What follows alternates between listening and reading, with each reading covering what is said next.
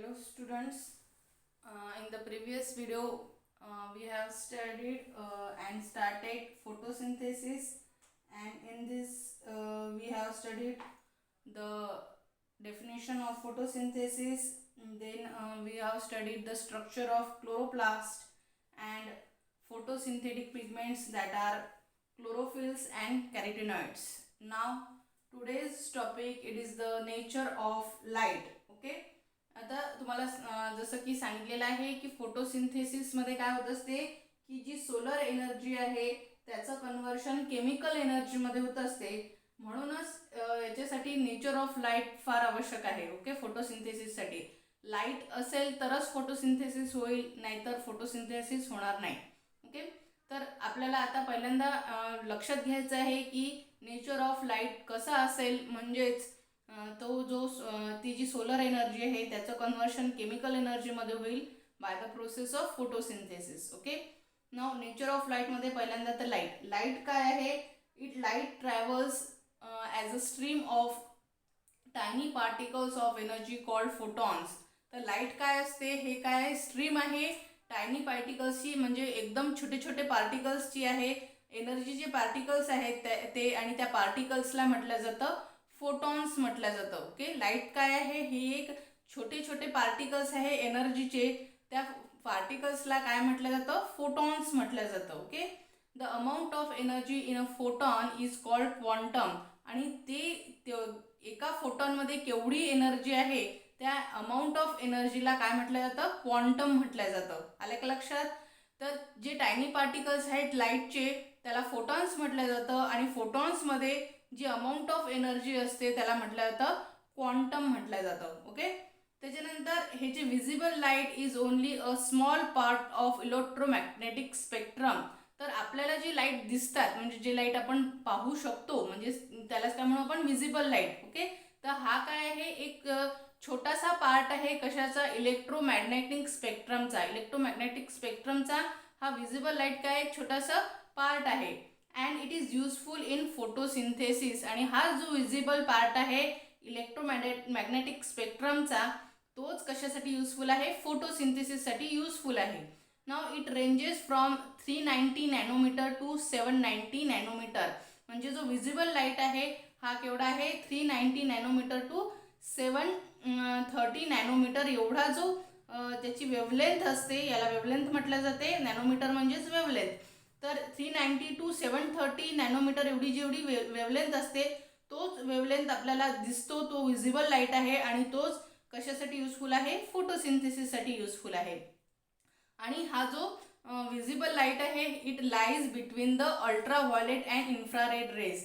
तर या डायग्राममध्ये दिलेलं आहे पहा की हे पहा, ही जी आहे हे काय आहे, this is the light wavelength आहे. इन्क्रीजिंग वेवलेंथ म्हणजे जेवढी इन्क्रीज वेवलेंथ असेल तेवढी एनर्जी काय होईल, कमी होईल. आणि जेवढी वेवलेंथ कमी असेल तेवढी काय दिसेल आपल्याला, एनर्जी जास्त दिसेल. म्हणजे जेवढी वेवलेंथ जास्त आहे तेवढं काय दिसेल आपल्याला की वेवलेंथच्या विरुद्ध काय दिसेल, एनर्जी कमी दिसेल. आणि जेवढी वेवलेंथ कमी आहे तेवढीच एनर्जी त्याच्यामध्ये जास्त दिसेल. ओके, त्याच्यानंतर हे काय आहे, this is the electromagnetic spectrum of light. हे काय आहे, म्हणजे इलेक्ट्रोमॅग्नेटिक स्पेक्ट्रम ऑफ लाईट म्हणजे याच्यात कोणते कोणते वेगवेगळ्या प्रकारचे लाईट्स आहेत, जसं की गॅमा रेज आहेत, एक्स रेज आहेत. तर गॅमा रेज आणि एक्स रेज हे किती आहे, 0.01 नॅनोमीटर एवढ्या वेवलेंथचे आहेत. त्याच्यानंतर अल्ट्राव्हायोलेट रेज किती वेवलेंथचे आहेत, 10 नॅनोमीटर एवढ्या वेवलेंथचे आहेत. ओके, त्याच्यानंतर अल्ट्राव्हायोलेट रेज आणि इन्फ्रारेड रेज. आता इन्फ्रारेड रेज केवढा आहे, 1000 नॅनोमीटर एवढ्या वेवलेंथचे आहेत. तर अल्ट्राव्हायोलेट आणि इन्फ्रारेड रेज याच्या मधात काय आहे, विजिबल लाईट आहे. ओके, तर अल्ट्राव्हायोलेट आणि इन्फ्रारेडच्या मधात विजिबल लाईट आहे. तो कुठपासून आहे, 400 नॅनोमीटर टू 700 नॅनोमीटर एवढा विजिबल लाईट आहे. आणि हा जो विजिबल लाईट आहे हा काय करतो असतो, युजफुल असतो फोटोसिंथेसिससाठी. आल्या का लक्षात. तर हा पूर्ण जे आहे हे पूर्ण काय आहे, इलेक्ट्रोमॅग्नेटिक स्पेक्ट्रम ऑफ लाईट आहे. तर याच्यामधला जो 400 नॅनोमीटर टू 700 नॅनोमीटर एवढा वेवलेंथचा जो विजिबल लाईट आहे, म्हणजे दिसणारा लाईट आहे, तोच कशासाठी युजफुल असतो, फोटोसिंथेसिससाठी युजफुल असतो. Okay, now this is the electromagnetic spectrum of light. Okay, त्याच्यानंतर सेकंड आहे that is the absorption spectrum. Absorption spectrum, आता ॲब्सॉर्प्शन स्पेक्ट्रममध्ये काय दाखवलं जातं, the amount of light absorb by a particular photosynthetic pigment at each wavelength. तर या absorption स्पेक्ट्रममध्ये काय दाखवलेलं आहे की अमाऊंट ऑफ लाईट ॲब्झॉर्ब कोण करतं, फोटोसिंथेटिक पिगमेंट. जो फोटोसिंथेटिक पिगमेंट आहेत कोणते कोणते आहेत, जसं की क्लोरोफिल ए, क्लोरोफिल बी, कॅरोटिनॉइड्स, ह्या वेवलेंथवर एका वेवलेंथवर किती लाईट ॲब्झॉर्ब करतात हे कोण दाखवतं, ॲब्सॉर्प्शन स्पेक्ट्रम दाखवतं. ओके, तर हा जो आहे this is the absorption spectrum. तर इथे काय दिसत आहे आपल्याला, ॲब्सॉर्प्शन ऑफ लाईट. हे काय आहे, ॲब्सॉर्प्शन ऑफ लाईट आहे आणि ह्या काय आहेत, वेवलेंथ्स आहेत 400, 500, 600 आणि 700. तर हा जो रेड कलरचा आपल्याला काय दिसत आहे, क्लोरोफिल ए, हे काय दिसत आहे, कोणत्या याच्यात ॲब्सॉर्प्शन दाखवत आहे, ब्ल्यू, रेड आणि व्हायलेट या याच्यात जास्त. हे पाहिजे इथे सगळ्यात जास्त कुठे दिसत आहे ॲब्सॉर्प्शन ऑफ लाईट, या ठिकाणी दिसत आहे, म्हणजे 400च्या वर, म्हणजे 420 to 430 इतकं असं त्याचं वेवलेंथ असेल, याच्यावर क्लोरोफिल ए सगळ्यात जास्त अमाऊंट ऑफ लाईट ॲब्सॉर्ब करत आहे. ओके, तर ही जी लाईट आहे हा कोणता लाईट आहे, ब्ल्यू, रेड आणि व्हायलेट लाईटमध्ये आपल्याला क्लोरोफिल ए जास्त काय दिसत आहे, ॲब्सॉर्प्शन करत आहे. त्याच्यानंतर हा जो ग्रीन कलरचं जे दिसत आहे this is the chlorophyll B pigment. तर इथे पण सुद्धा काय दिसत आहे आपल्याला, 400 to 500च्या मध्यात, म्हणजे 480, 490च्या मध्यात इथे सगळ्यात जास्त लाईट ॲब्सॉर्ब केलेला आहे क्लोरोफिल बीनी. तर हा पण काय आहे, रेड आणि व्हायलेट कलरचा लाईट आहे ज्याच्यात ॲब्सॉर्प्शन जास्त दिसत आहे आपल्याला क्लोरोफिल बीचं. त्याच्यानंतर कॅरोटिनॉइड्समध्ये आपल्याला पण सुद्धा काय दिसत आहे, सगळ्यात जास्त जे ॲब्सॉर्प्शन 500च्या जवळपास किंवा 500च्या वर वेवलेंथमध्ये आपल्याला ॲब्सॉर्ब केलेले दिसत आहे. ओके, तर असं हे काय आहे, this is the absorption spectrum. म्हणजे काय की जे amount of light absorb by particular photosynthetic pigment that is the chlorophyll A, chlorophyll B and carotenoids at each wavelength, प्रत्येक वेवलेंथवर किती ॲब्सॉर्ब केला अमाऊंट ऑफ लाईट ते या ग्राफमध्ये आपल्याला दिसू शकतं. दिस इज द ॲब्सॉर्प्शन स्पेक्ट्रम. आणि सगळ्यात जास्त ॲब्सॉर्प्शन कोणते क्लोरोफिल ए आणि बी कोणत्या लाईटवर दाखवतात, that is the blue, red आणि व्हायलेटमध्ये. Okay, now this is the absorption spectrum.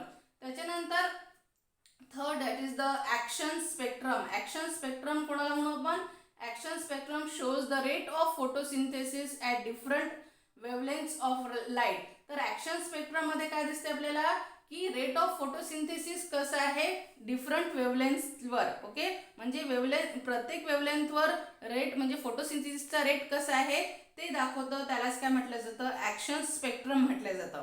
ना आता इथे पहा तुम्ही या ॲक्शन स्पेक्ट्रममध्ये या डायग्राममध्ये पहा, तर रेड कलरचं मध्ये आणि आपल्याला ब्लॅक कलरच्या याच्यामध्ये दिसत आहे. तर लाईट ॲब्सॉर्ब किती केलेलं आहे हे इथे दिसत आहे आणि ह्या काय आहेत, वेवलेंथ्स आहेत. तर हे जे आहे रेड कलरचं that is the rate of photosynthesis आहे.